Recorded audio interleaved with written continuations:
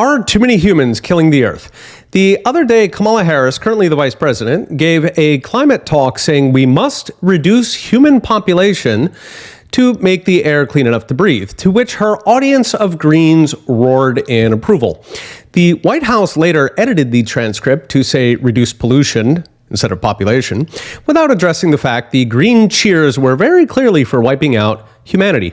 At the time, I remarked that government should not have a goal of culling humans, to which I got pushback that we have to do something about, quote, Earth's overtaxed resources. So what's the deal? Are Earth's resources strained by too many humans? In short, no, it's the opposite, for two reasons: markets and innovation. To illustrate, in the 19th century, people were worried about running out of whale oil, which was used for lighting, because people were installing lights faster than whales were breeding. So what happened? Why weren't we plunged back into medieval darkness failed by our whales? And the answer is price. The very fact that there wasn't enough whale oil upped the price, which created the opportunity for innovators to figure out other ways to run lights like kerosene, which is actually better than whale oil and which brought the existence of the engine.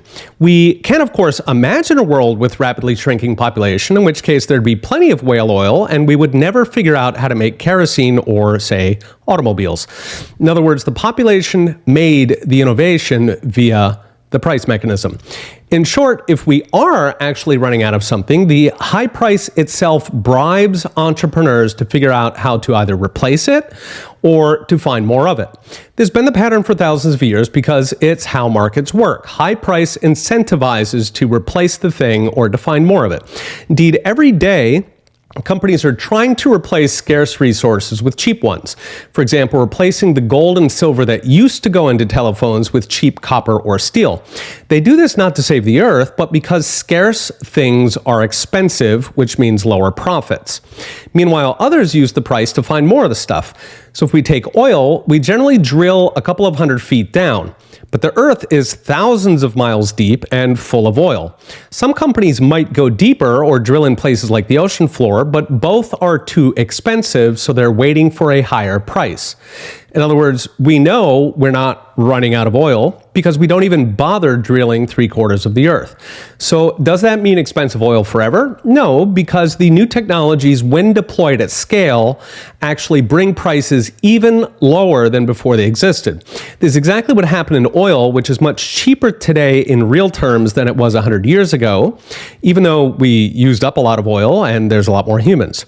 Now, that's not to say everything is perfect, because governments can and do interfere with innovation.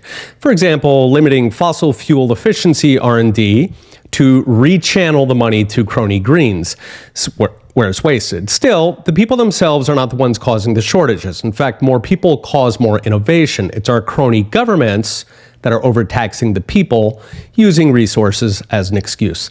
Okay, we'll be watching. See you next time.